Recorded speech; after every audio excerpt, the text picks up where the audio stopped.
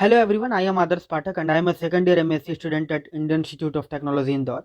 This is the title of the talk which I am going to present in the upcoming slides.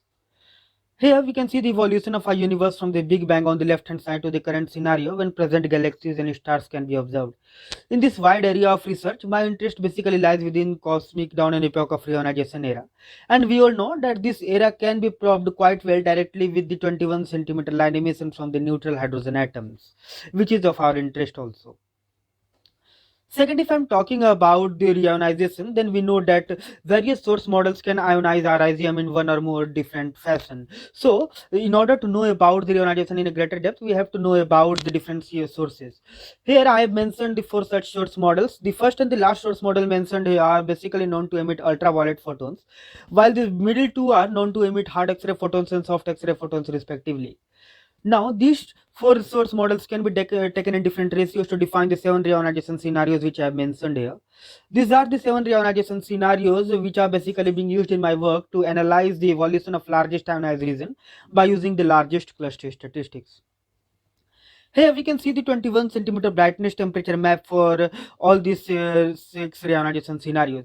We can see clearly that the 21 centimeter topology of these different reionization scenarios are different from each other. And the major driving force behind this is the ionized region, which is basically evolving with the time.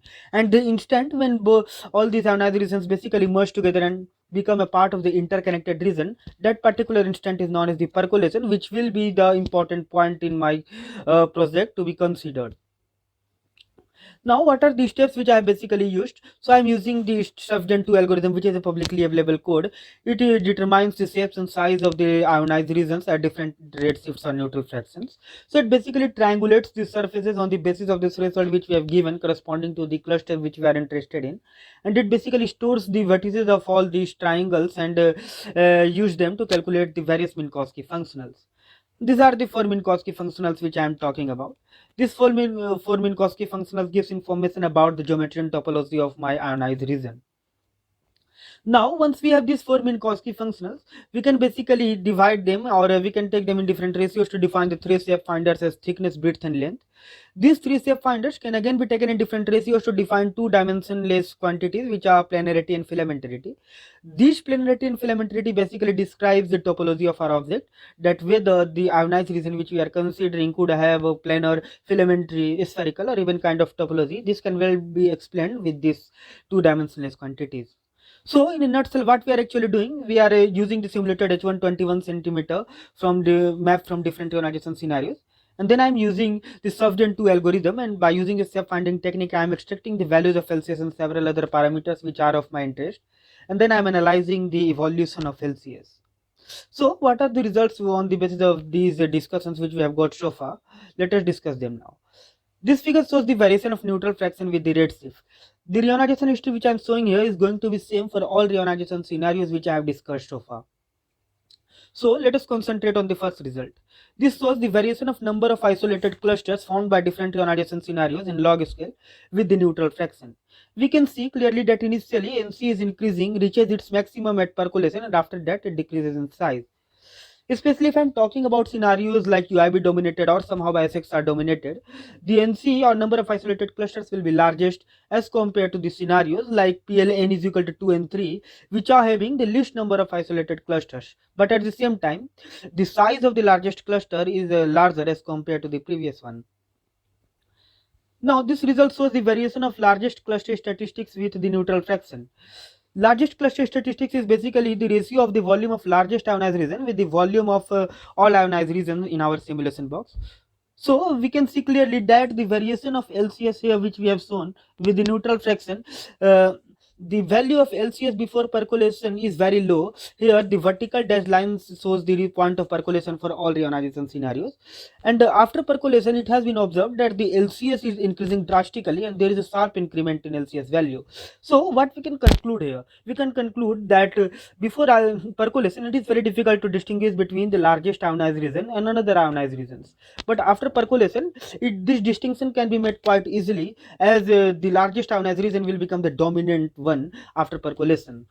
We can do one more interesting stuff here.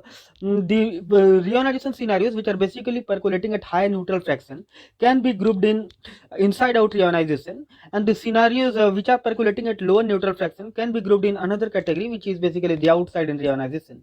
So in this way we can basically categorize them into broad categories. We have also tried to check the consistency of our LCS, and that's why we have plotted the bubble size distribution. In the leftmost panel, we have shown the BHD at percolation, and as we reach towards right, the neutral fraction is basically decreasing. We can see clearly that at percolation, it is very difficult to distinguish between the other ionized regions and the largest one. But as the neutral fraction basically decreases, the distinction between the largest ionized region and other ionized region becomes quite obvious, and it can be observed quite easily, as the largest ionized region can is now playing the dominant role in my simulation box. And this kind of behavior has been observed for all reionization scenarios which I have discussed. Now here I have shown the variation of LCS with the filling factor. Filling factor is the ratio of volume of all ionized regions, including my largest one, with the volume of the simulation box which we are considering. We can see that the value of LCS is quite low, and the contribution of LCS in my filling factor is quite low before percolation, but after percolation the contribution of LCS in my filling factor is quite significant. And at much later redshift it becomes even more considerable. Here we have shown the result of for the length and cross sections variation with the neutral fraction and volume respectively. Here one noticeable thing is that we have mentioned the length in the log scale while the cross section is in the linear scale. We can see clearly that the length of LCS varies significantly as compared to the cross section, which doesn't vary at all, or which almost remain constant with time. That means there is a one-to-one correspondence of length with the volume. So we can conclude from here that we can observe filamentary kind of behavior in fiducial, mainly after percolation. And this is not only the case with the fiducial, but the same kind of behavior has been observed for all other reionization scenarios as well. Here I have tried to plot the results of length and cross sections variation with the neutral fraction for all reionization scenarios. We can see that the same kind of trend in length and cross section has been observed, where cross section is not varying a lot, and it is almost remaining a constant for all reionization scenarios with the neutral fraction, while the length is showing a variation in log scale for all reionization scenarios. So these are the results on the basis of which we can conclude one thing, that the filamentary kind of topology will be observed for all reionization scenarios which we are considering. So these are the results which we have got.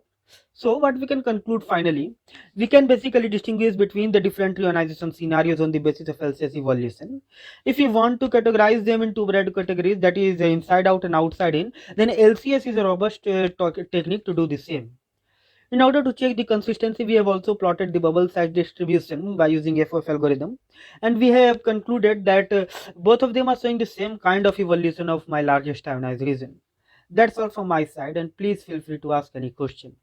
Thank you.